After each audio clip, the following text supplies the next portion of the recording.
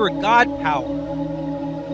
Get everything you ever wanted and live the life of your dreams. The Master's Course. Copyright 2010 by Richard Lee McKim Jr. All rights reserved. Let the quest for knowing begin.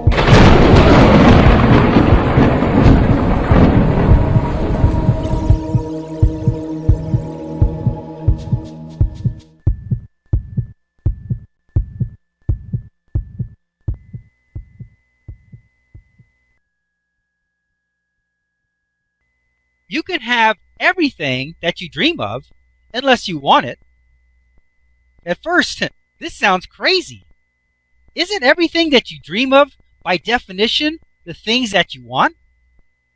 How is it that you can have everything that you dream about, but you can't have it if you want it? Yes, of course, I will explain. We have learned up to this point that meaning creates frequency, and that frequency utilizes the power of resonance to elicit its kind from the universe. So far, so good. However, it is at this point that we're going to need some fine-tuning of our understanding to get the most out of it all. Once again, it is all about your God power of assigning meaning. You have to be sure that the meaning that you are giving to the situation is the right one. I don't mean that in a way to say that anything is right or wrong, but instead to say that it is the correct meaning to use to get the result that you want. Obviously, if it elicits the wrong result, it was the wrong meaning. When deciding on meanings and the subtle differences in their eliciting power, just remember the title of this section, because it will guide you perfectly every time. So let's restate it. You can have everything that you dream of unless you want it. First, let's start with the beginning of the phrase. You can have everything that you dream of. The key words in this segment are the words dream of. When you dream of something, what is that like? If you are dreaming of a new sports car, aren't you driving it? Are you showing it off to others or enjoying it in some other way? When you are dreaming about something, you are usually in the experience of having it. You are in the experience of enjoying it now. Dreams are fun and always in the moment of the experience. If you had the meaning of, I have this now and I'm enjoying it, then you will be eliciting the experience of, I have this now and I'm enjoying it.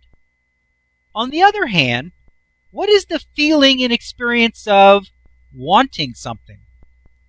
Is it a joyful experience? Is it the meaning of, I have this now?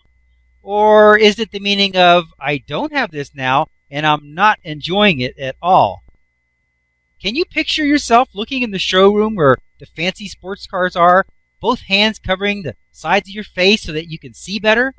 The sports car is on the other side of a barrier that separates you from it. In the language of meanings, a quarter inch of glass might as well be 1,000,000 miles, because it is not yours and you don't have it. The actual feeling might be described as anxious or wanting or needing or maybe even desperation. So these feelings are the basis of your meanings. You will elicit more wanting, anxiousness, needingness, and become even more desperate. So you can clearly see the difference of the two meanings. Have you ever dreamed that you were at the window of a sports car dealership wanting the car? No, that has never happened. When you dream of these wonderful things, you already have them and are enjoying them. That is the ideal place to create meanings that elicit their kind from the universe. Whenever you feel yourself wanting, just turn it into dreaming. That way your thoughts go from the anxiety of not having it to the joyous thoughts of experiencing it as if you already had it. This might be called daydreaming. Daydreaming is the most wonderful state of being for manifesting. When you are daydreaming, you are immersed in your thoughts, and your imagination is running wild with all the possibilities. Daydream whenever you can, because when you daydream, your judgment is temporarily suspended, and all things are possible. When they are all possible, you are creating meanings that will be eliciting and attracting things to you, so that one day the impossible will become your reality. Throughout this book, I will be telling you to think about the things that you want. I haven't said to think about wanting them. I said to think about them. What color do you like? Where would you have it? What about it do you like or love? There is a huge difference between thinking about something and wanting it. Enjoy it in your mind as you build all of its elements. Smorgasbord technique.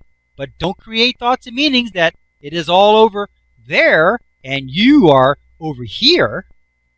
In a dream situation, you are already experiencing everything that you want.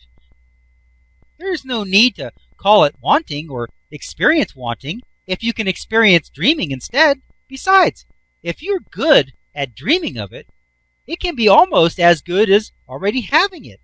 It is the next best thing to actually having it. But no matter how good you are at wanting something, it is still no fun to experience the wanting of it. The best point of view, of course, is to dream about it. That is, think about it as if in a dream. That is the meaning of having, which elicits and attracts having. The next best is to think about it like you are planning on getting it or doing it.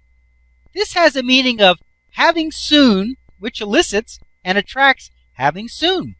But whatever you do, don't want it and agonize over not having it, because that will make sure that you are always wanting it forever, nonstop. That will have a meaning of don't have, and you will elicit and attract circumstance and events that will keep you feeling that you don't have.